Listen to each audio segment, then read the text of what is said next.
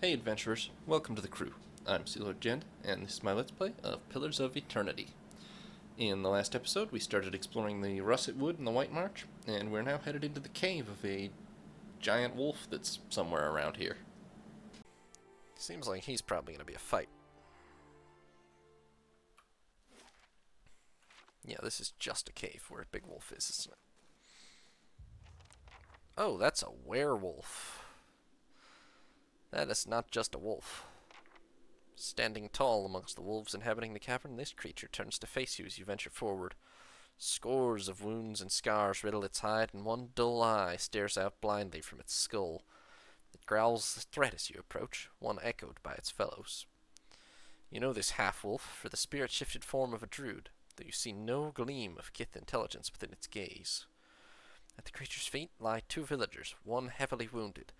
The other holds an arm across his stomach, and he looks up at you with pleading in his eyes. Help! Please help us! As the beast turns its head back towards the hunter, you sense a strange aura emanating from it. It's as if its hide were holding in a tempest of soul essence, fierce and all-consuming as flame. Well, let's just do the sensible thing and reach out and touch its soul then. It takes little effort before the beast's soul threatens to overwhelm you with its intensity. Wrath and hunger buffet you on all sides until you reach through the storm to find a smaller, dimmer pulse of light, and are swept headlong into a memory. The chill bites into your cheeks and your lungs burn a little from the run. You look down at the little wooden carving in your hand and run your thumb along the edge of the carved bear's spine. The totem has already brought you luck. You've found 2 rabbits and as many snares, and that's a rare enough feat these days.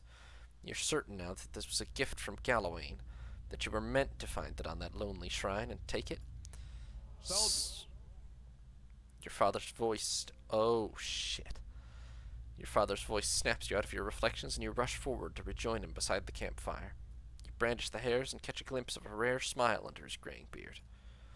But the smile disappears almost immediately, as a shadow falls over you both. You feel the rush of wind a moment before the log comes crashing down and roll out of the way just in time. You hear your father cry out in pain somewhere nearby. Both the hairs and the totem slip from your grasp. You can feel power surging within you. Your heart thunders in your chest, but instinct pulls your senses into order, and you feel the familiar stretch of limbs, the sudden, dizzying shift in height. But something's wrong. Your senses are fading rather than going stronger. There's a howling in your head like a screaming chorus, and everything in you shrieks for you to bite, to tear, to eat. The memory slips from you, and when you come back to yourself, the beast is shaking its head as if to clear an itch, clawing at its ears. This is the quest giver's son. He did not tell us this information. Feel like he would have known some of it. Also, he took that thing from the Shrine of Gallowayne, and he definitely got cursed for it instead of blessed. Sildren? The creature snaps and snarls, evidently uncomprehending. It edges towards the nearest hunter, even if it watches you balefully with its single eye. Throw a torch as a distraction? You fling a torch at the beast, and it gives a sharp yelp as the torch bounces off its hide with a burst of embers. The beast leaps away from the hunters, stumbling in its panic, but the wolves surge forward, snarling. Oh, well, they're gonna come kill it. Hold on.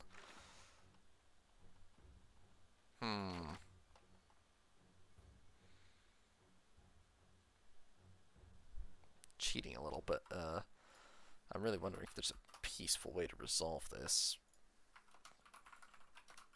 I just want to find out if I missed something.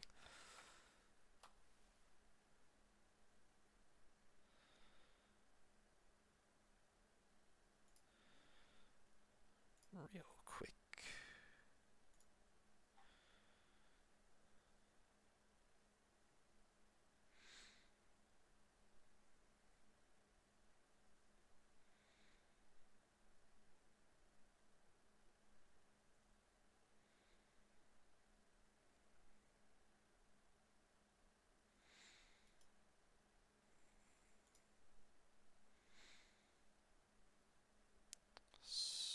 Sorry.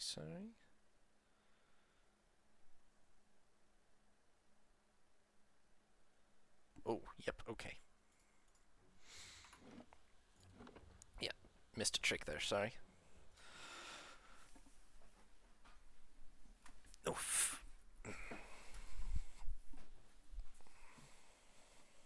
Be glad to. Definitely cheating, but I'm probably only ever going to play this game once, and I want to just get the best endings.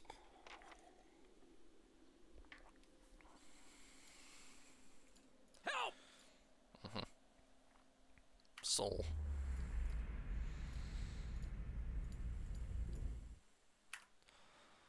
And now, we back away. As you draw back, one of the winter wolves suddenly leaps in front of the hunters, taking up a defensive posture. By the way it favors its leg, you recognize the wolf you helped in the wilds. Yes. That will help us. And now we need to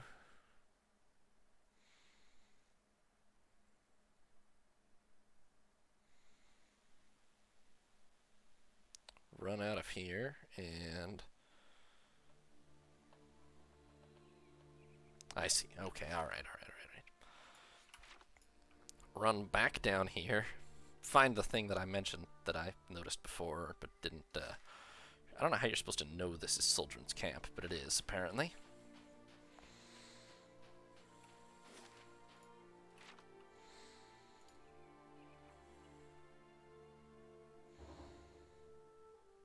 Oh, good. Haravius arrived in Grara and freed many slaves. Solmar the Shackler is not quite furious because he's freaking dead, but... Found something. Ah, there we are. Okay, yeah, I couldn't find it until now. Regen potion, 12 gold, and a totem carved in the figure of a bear striding forward, with a multitude of decorative engravings and gouges cut into the surface. And now then, obviously, we're going to need to go put that back on the shrine, and hopefully we can break the curse here.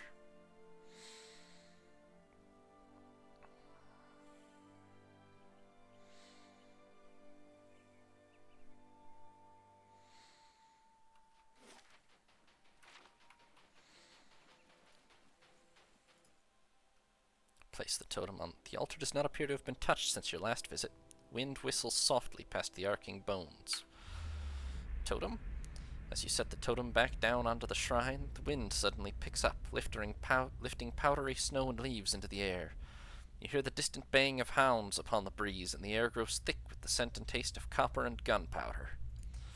The bear carving's eyes seem to gleam, pinpoints of crimson against a sudden, growing darkness. Lean shadows prowl against the backdrop of the stone altar, and for one timeless moment you feel as if you're being pulled away by a current of fear and ferocity, the thrill of chasing and the panic of being pursued. At last it releases you, and the shadows melt away under the day's light. In the distance, you hear a mournful howl. Okay, hopefully that has fixed some of this problem.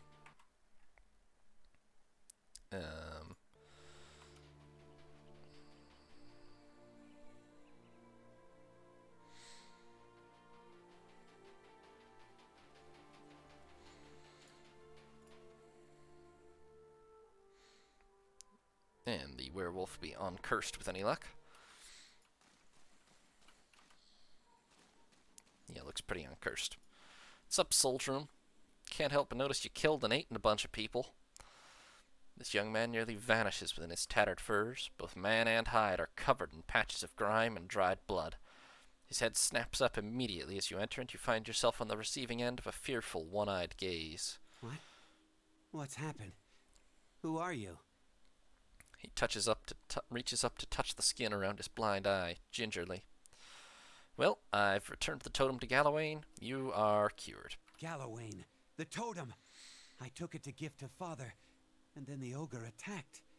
I changed, and it was like I was shackled to someone else. He wanted to chase, to hunt forever. I remember it in pieces. It's mostly darkness, but I could see. Sometimes. I think I hurt someone. Wait. My father. Thiersch. Is he alive? Where is he? Well, he is injured, but alive. Oh, merciful gods. I don't know what to say. What you must have seen of me.